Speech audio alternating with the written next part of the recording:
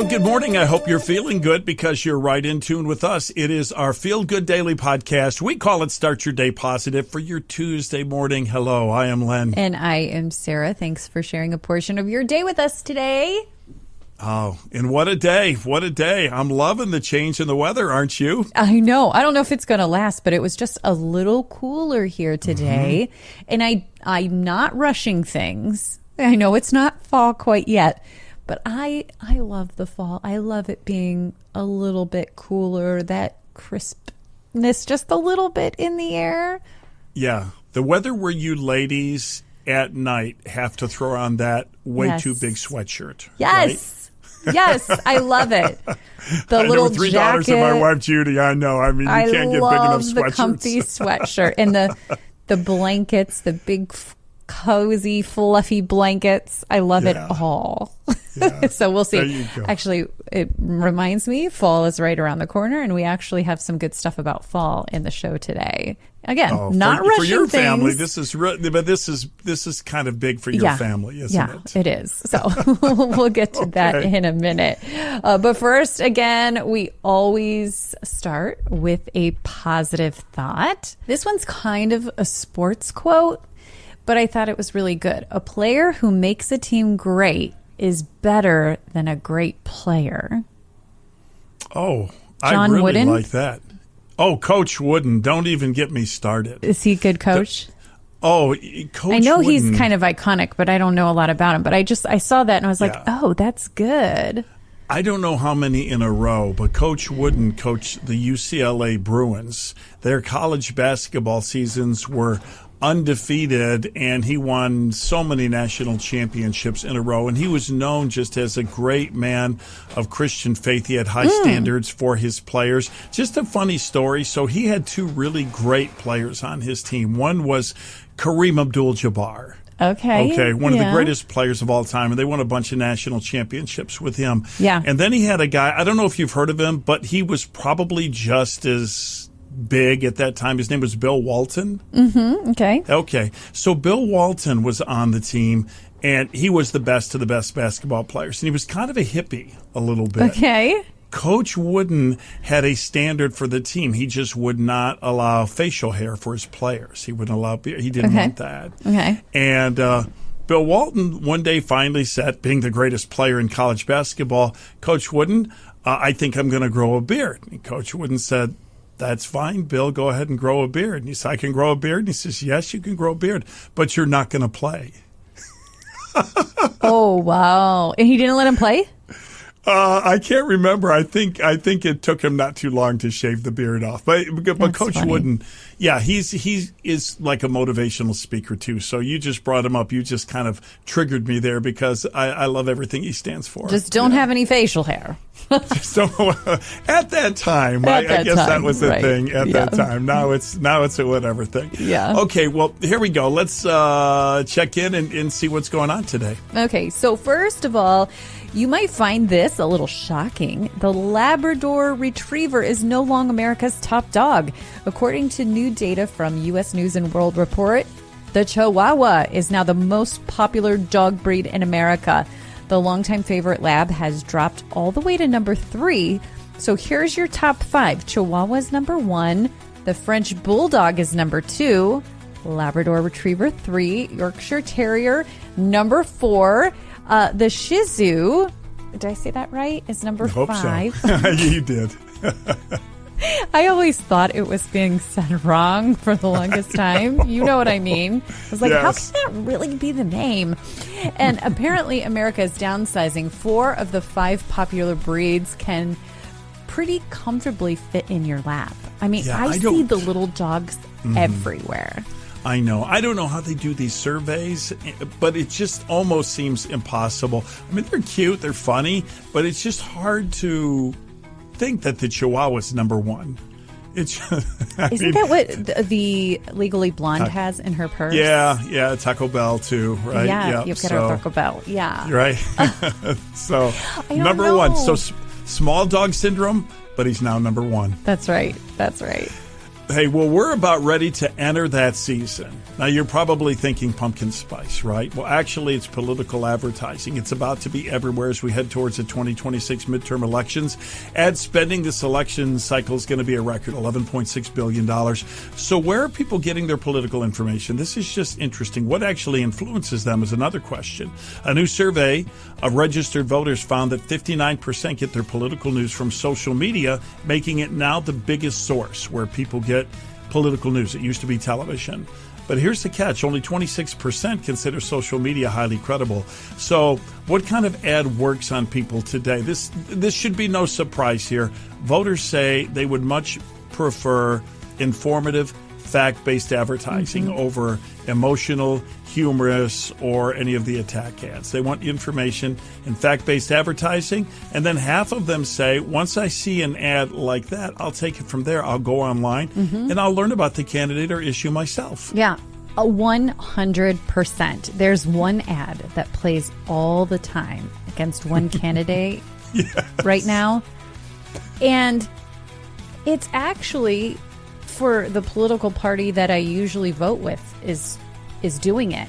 And it drives me bananas because it's real negative about this other person. And it's like stuff that, like, why would you point? That's not even like relevant. Like it just made me like it just to be nasty. It's obvious when you survey the voters, that's not what they're looking for. That's not, I know. Yeah. Nobody I know appreciates ads like that. It's just like every time I see it, it makes me more angry. And it honestly makes me not want to vote. Like, it's just like, can we just stop with those kind of ads? Yeah. I think we've cycled that way a little bit, though. It might slowly, I hope, turn back. I've often thought about this, though. How do kids feel? Like if you're a 7 or 8-year-old and you see an ad like that about your mom or dad, who needs that? Right. Well, I will tell you, too, this is making me think about this. On Facebook, and I think Instagram as well, but I know for sure Facebook, you can change your settings to not get anything political. I've heard that. I don't have it. I have that on. So I never see anything political in Facebook because I have that on. It's nice. Important. It's important to be informed, but man, it comes with a price with some of these crazy ads. That's for sure. That's for sure. Well, is it too early to call it? It looks like this could be the toy of the Christmas season. It's called the Primal Hatch. Let me see if I can say this right. Megalodon? I think that's right. You think that's right? And Megalodon, Megalodon, yeah. Megalodon, yeah. And it's basically a baby prehistoric shark that hatches out an egg in your house. Is this like the Hatchimal 3.0? Kids add water to the tank. The water starts fizzing and changing colors. Its eyes begin glowing red. And then the 16-inch Megalodon bursts out an egg with chomping jaws. Best part for kids, you can reset it and hatch the shark all over again. Fantastic. Which, thank you as a parent, it's not a one and done. Right. There are some signs this could be huge. It's already generated more than 4 million views on TikTok, plus its predecessor, the Primal Hatch T-Rex, was named the overall 2025 Toy of the Year. So, wow. That actually sounds cool. With that. It does sound cool. It does sound cool. I mean, I was a kid, that actually sounds like, I want that. This thing about hatching has been a big thing here now for a while. I know. So, the Hatchimal, But, when we were kids. Right. We used to always love things that did things where you can watch the process. Right? And that's what this is. That's what this is. Yep. You're right about that. This is pretty quick, but I don't know. You're right about that. It does seem cool. Hey, I've got something fun for you. I prepared this not just for you, but for everyone listening, because, there are those toys that are benchmark toys in our life. We associate a certain age or a certain period with those toys, right? Oh, yes. All right. So I'm going to see how you do on this quiz. I'm going all the way back to 1985 to current. I'm going to name a year and describe a toy It was a toy of the year, and you see if you can get it, okay? Okay. We're going to go back to 1985. Okay. This talking furry friend could move his mouth and eyes while telling stories from a special cassette tape. Teddy Who was that? Ruxpin. Teddy Ruxpin. Did you have a Ruxpin? Yes, but it was devastating because I got a Teddy Ruxpin. I wanted him so bad. And I don't remember why, but my mom made me return him. And I remember I was crying, taking him back to Toys R Us or Children's Palace, wherever. Still don't know why I had to take him back. I don't know if he broke or I don't know. But I love Teddy Ruxpin. That seemed to come alive as you were telling the story right there to you. So I'm it's a still vivid sad memory. about it. Yeah, I remember it vividly. Yeah.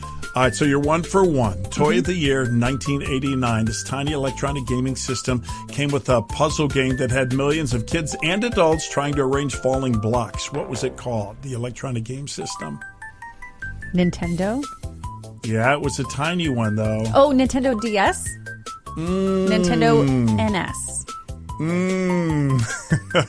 Nintendo Game Boy. Oh, Game Boy. Game Boy. I forgot about Game Boy. Yeah, Game Boy came out then. It was huge. Tetris you were talking about. Yep. Tetris came with it. I never had a Game Boy, but I should have known that one. Yeah, Tetris, that's still I everyone still loves love Tetris. Today, yeah. 1998, so we're getting more current. This electronic creature spoke its own language, moved its ears and eyes, and supposedly learned more English the longer you played with it. What was that little guy called? Was that it starts with a G. F. F? Starts with an F. Yeah. Yeah, he's a little... I don't want to say, if I describe him as furry, you'll know what it is. He moved his ears and eyes. Oh, were those kind of creepy looking? Yeah. Yeah, what's he? Do you know what he's called? Furbies. Furby's right. Yeah. I was not a Furby fan. No, that was the time, right, where unattractive became adorable, I guess. Right. 100%. All right, 2 more. Okay. See how you do on these. Okay. Now we're moving to the time when you were buying toys for your youngest, 2016.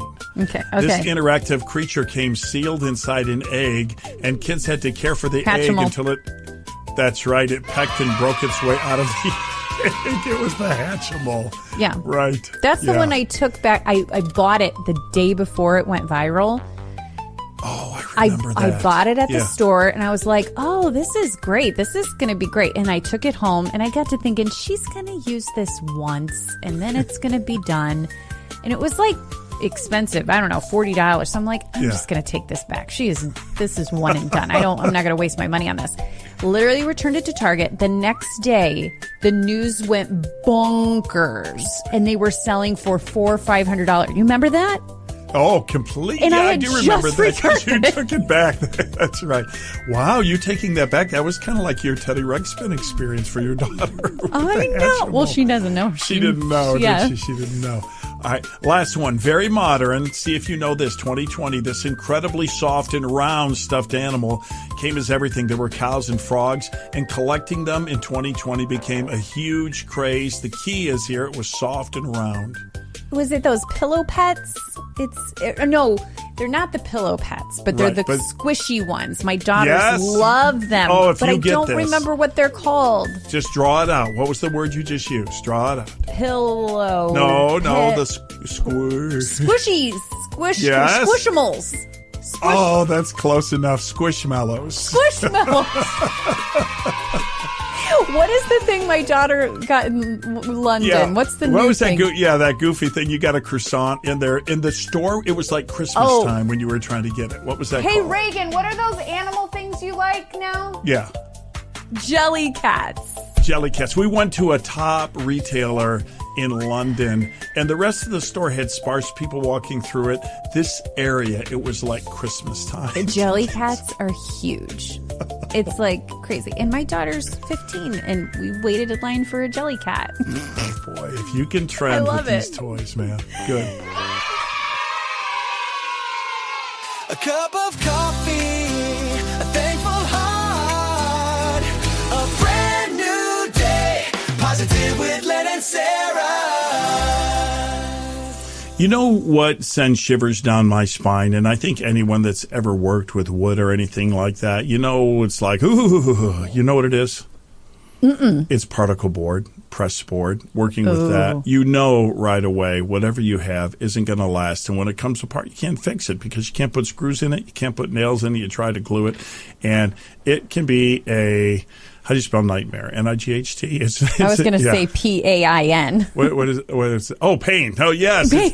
Yes, it is a pain. So with that in mind, the answer to that, the cabinets at Northeast Factory Direct, our podcast sponsor. Yeah. Okay. So first of all, the cabinets there are awesome. You're going to get a great deal as well. I think you're going to be shocked at the quality of the cabinets that you get at Northeast Factory Direct for the cost.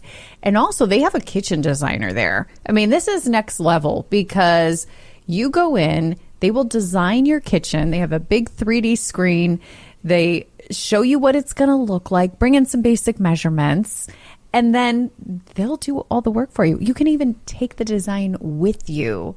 It's free. Yeah. So don't go the convenient route of just dropping by the store that has a particle board. All plywood boxes, solid maple, dovetail drawers, slow close feature.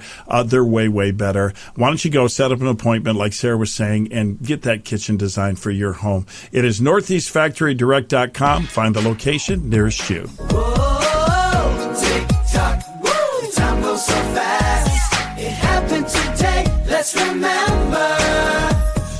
Well, today is August 25th, and we're taking you back in time. Okay, well, this is one of the biggest days in Christian history. Let's go back to the year 325 AD, something called the Council of Nicaea. If you've studied church history, you may have heard of that, or your church may talk about it, but it's a biggie. It's the first time there was a debate held in the early Christian church that was organized. It was organized by, I believe, Constantine, and it concluded with the establishment of the Trinity, something that was debated in the early church where people had different views of that. And so it was kind of stamped as official, the Trinity, on this day in 325 AD. And in 1916, the creation of the U.S. National Park Service. President Woodrow Wilson signed the Organic Act, establishing the National Park Service to preserve national treasures for future generations. So you might be curious, what are the most visited national parks in order? Well, they are the Great Smoky Mountains National Park, approximately 12 million visitors. It remains by far the most visited national park in the U.S. Zion National Park, about 5 million visitors, placing it second. And Grand Canyon National Park holds the third spot. Boy, they're all amazing and beautiful and majestic. I'm so thankful for President Wilson and those that had the foresight and leadership to set those lands aside for us to enjoy for our generation and our kids and our kids' kids and the kids' kids. Are you a little surprised, though, that the Smoky Mountains is over twice as big as Zion and Grand Canyon in terms of visitors? That surprises me. Well, I wanted to kind of drill into that a little bit because it is it's kind of central, right? So a lot of people from different parts can come. Lots of population. But is it bigger? Is that why? No, I don't know. I think it's what you said. I think there's so much population still along the East Coast and the Great Lakes states. And it is beautiful. We took a group of listeners there at one of our Len and Sarah trips. I'd like to do it again, where we were in the Great Smokies and we saw so many things at times that were beautiful, at times just flat out fun. And we went to Dollywood. Yeah. The Great Smoky National Park is different because there's so much commercialization around it, or not far from it. So it can accommodate 12 million visitors. You know what I mean? Pigeon Forge, Gatlinburg, Pigeon Forge is right Dollywood, there. When you go to Acadia National Park, you don't have that. I mean, there's not those big built-up commercial places. Like we were looking at going to Bar Harbor again to Acadia National Park, and I forgot. I'm like, wow, it is expensive up here because there's not a lot of places No competition. to stay. Okay, There's no yeah. competition. Yeah, I will say, I mean, there could be worse life goals, bucket list goals, than to visit all the national parks. That's a great goal. Well, let's go back to the year 1939. Wizard of Oz opened nationwide. Interestingly, it wasn't a gigantic phenomenon like we think of it today. One of the reasons why was Gone with the Wind was released at the same time, or relatively the same time. The Wizard of Oz really picked up steam when television began showing the film in the 1950s. It helped turn it into a beloved Thanksgiving season tradition. Of course, interestingly enough, when it was first shown on television, there was no difference when Dorothy was in Kansas or in Oz because they didn't have color television. Yeah. At the time, it was the same. Yeah, isn't that crazy? A little fun fact, despite becoming one of the most famous movie songs ever, Over the Rainbow was almost cut from the film because MGM executives reportedly thought the sequence slowed the movie down too much. You know, sometimes you just got to go with your gut. Sometimes the bigwigs aren't right on that sort of thing, right? Yeah, no, I love that song because I've played Dorothy a couple different times. And in the stage show version, and it might have been in the original movie cut version and they cut it short, there's a whole intro before the song too. So, you know, somewhere, there's a whole other section before that starts. You know what? And it's beautiful. You don't have to answer this if you don't want to. Because Okay. it's kind of like asking a parent which of their children is their favorite. You know how people say that? Do you have a favorite yeah. child? Okay. Do you have a favorite? Scarecrow, Tin Man, Cowardly Lion? And I can't say Dorothy. Well, no, I mean of Dorothy's friends. Dorothy Of can be your Dorothy's favorite. friends. Yeah, of those three, like which is her I best would pal? probably have to say Scarecrow. I think so too. Actually, she says that at the end, doesn't she? Doesn't she Yeah, say? she's got that special bond, and She she says spends something the most like, time "I'm with going him, to right? miss you She's the with most," him, or so. Yeah, and I'm yeah. going to miss you the most. Yeah. Oh, I that's love right. that movie. Gosh, that would have made if I was a Tin Man. That might have. I thought, oh, really? I miss you the most. Oh, really? It's a great movie. I hope a lot of people don't like it when I say this. I hope they remake that movie. Well, they have remade it multiple times. No, you've done versions of it, but you've not remade The Wizard of Oz ever. Yeah, I guess that's true. Yeah. You know, with the I know. songs and all Yeah. of that, like they did Willy Wonka. Yeah. It'd have to be really good. It would. You know my idea? Can I tell you my idea? Yeah. Okay. So you know how it's spectacular because the movie's black and white at the beginning, but then when she opens the door, it's in color. Right. What do you think of this? What do you think about the first half of the film being in 2D, but when she opens the door to Oz, it's in 3D? That could be good. See? There you go. Well, I think you would love it going out to Vegas to the Sphere when they do the Wizard of Oz there in the Sphere showing the movie, because they actually have like when for instance when the apples shake on the tree in the one scene, apples fall from the ceiling, and it's interactive, so people can actually catch some souvenir apples as the apples are shaking. Does everybody know about this? Because I don't know, but yeah, it's if amazing. we could get people together, I would take a trip out to I would Vegas too.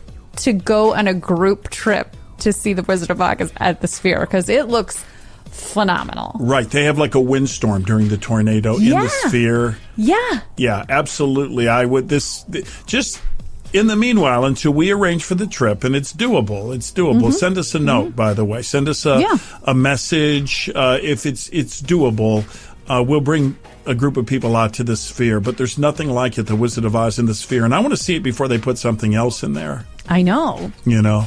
I know. I hope it's still playing. We need to check on that because that would be super fun. It's wonderful. I listen to it every day on my way to work. It's just how I start my day. It's a very calming way to drive into work, and I like listening to the encouraging words from Len and Sarah, and just puts everything into perspective. The great Geauga County Fair goes way back 200 years, and that's a fact. Betsy Ross could have entered a quilt. Young Abe Lincoln could have walked these fields. Before the light bulb, before airplanes, folks were coming down these country lanes. We've been fairing since 1823, that's a whole lot of history. Cows and chickens, rides and treats. French waffles might be all I need. Grab your people, come on down. It's fair time in Geauga County town. I gotta tell you, I just love that song. I'm gonna be singing along to that song, walking around through the fair like you don't even know it. It's so fun. And I can't wait to go to the fair. It is that time of year, the Great Geauga County Fair. I always say there's a reason they call it the Great Geauga County Fair, because it's so awesome.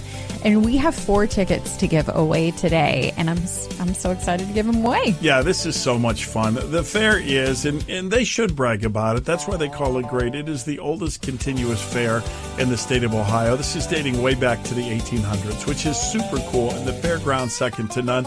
Here's how we're doing it this week. Every single day on our podcast, we have a different fair-focused keyword. You just pick up the keyword and go ahead and share it on our website at startyourdaypositive.com. We'll pick one person randomly, and we'll get you 4 tickets to the fair. So, Sarah, you pick out a good fair-focused keyword for today. Okay, one of my favorite parts of the fair, food. That is your keyword today.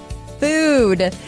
So you just go to our website, startyourdaypositive.com, scroll down to the bottom of the page. You'll see the entry form. Fill it out. Keyword is food, and we hope to see you at the fair. It's always over Labor Day weekend, that Thursday through Monday, so you have plenty of time to get there. Yep, last year we went to the fair, and you and I went, and I had 3 foods. I still remember what they were.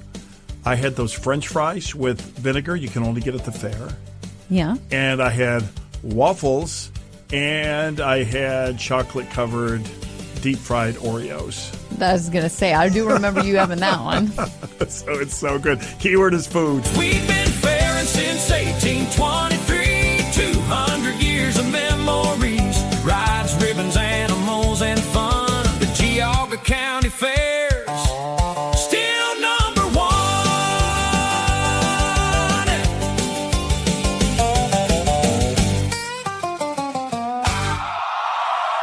We're able to bring our podcast to you in positivity and faith-building conversations because of our partners, our sponsors. And one of them that is just doing such a wonderful job is Liberty Health Share.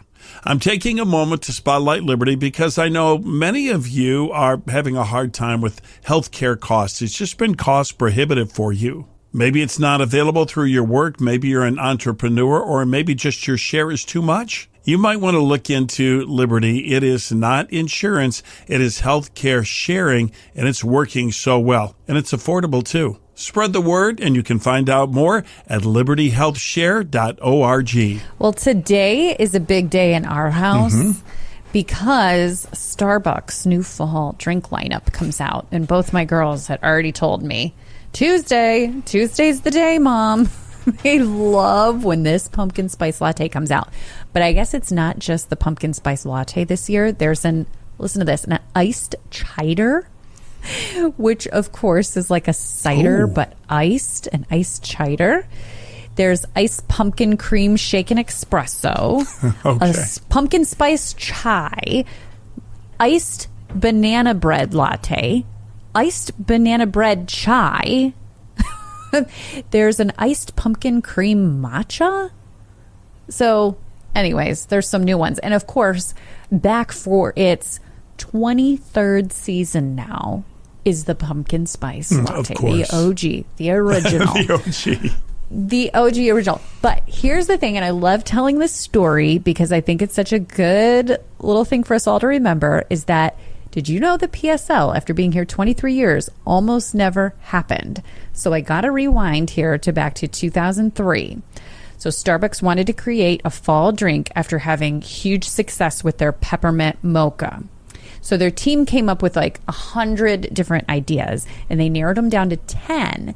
And then they asked customers which one they'd actually buy. Chocolate, big hit. Caramel, absolutely. Pumpkin, nearly dead last. In fact, Peter Duke, he was the man credited for creating the PSL, says it almost didn't even make it to the testing stage.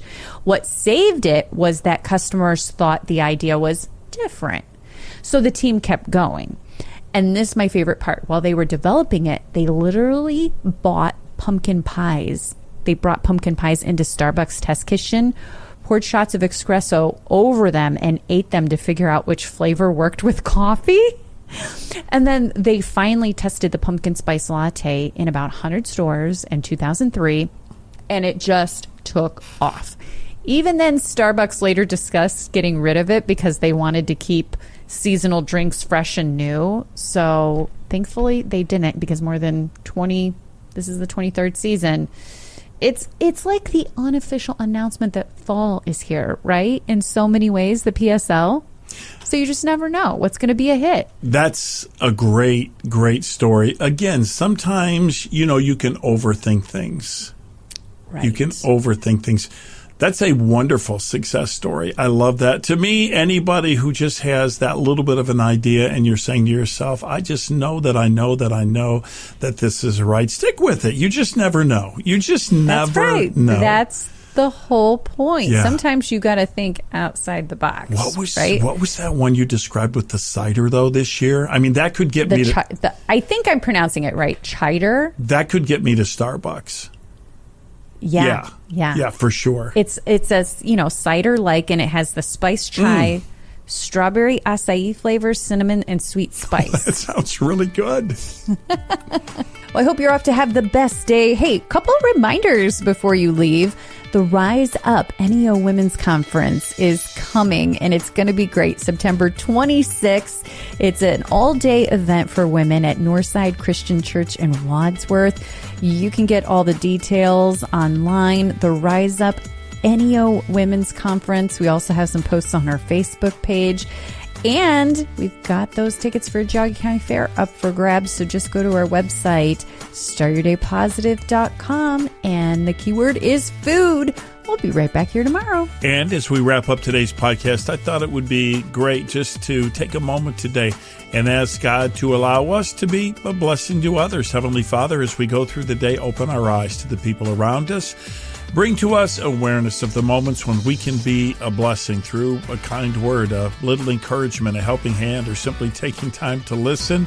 Help us not to be so busy or distracted that we miss the opportunities you put in front of us.